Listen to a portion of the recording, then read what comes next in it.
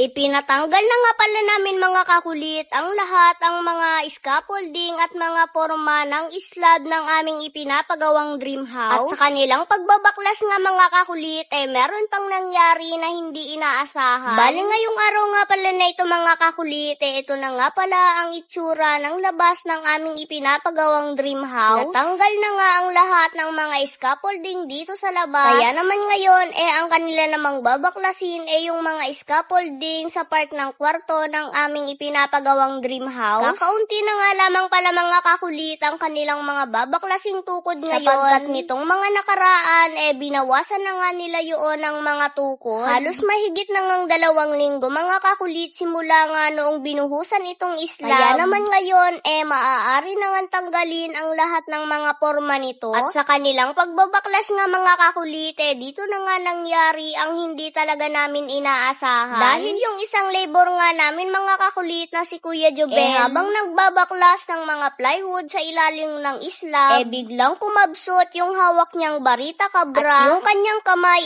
napasapin sa plywood na may pako. Sa ganitong klase kasi talaga mga kakulit ng trabaho hindi talaga may iwasan ang hindi ka mahihirapan at hindi ka masasaktan. Kung yun ngang tao na wala nang ibang ginawa kundi tumulong at magmahal dumarating din talaga sa point na nahihirapan at nasasaktan. Charot, hindi dapat gayon.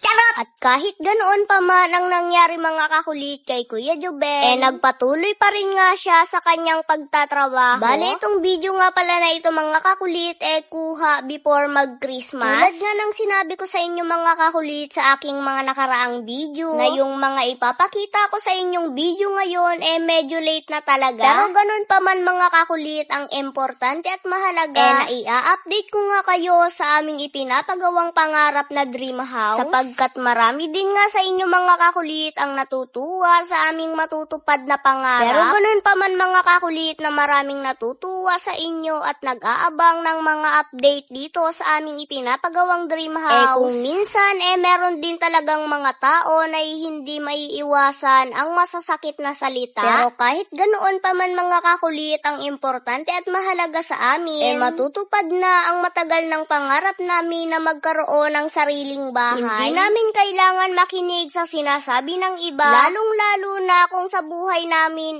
wala silang ambag. O diba, charot, hindi dapat gayon. So ayan, at sa gusto ng sorpresa ngayong bagong taon, kaya naman mamimigay ako ng sorpresa ngayong bagong taon na to. Mamimili pa rin ako ng 3 mabibigyan natin nitong 3 ampaw na to. Ayan. So ito nga pala laman ng ampaw na to is galing dito sa 680k.com. So ayan, kung inyong makikita, meron pa ako ditong 12k na ipamimigay ko naman bukas, January 2026. O diba, sa gusto na sorpresa, check nyo na ang comment section.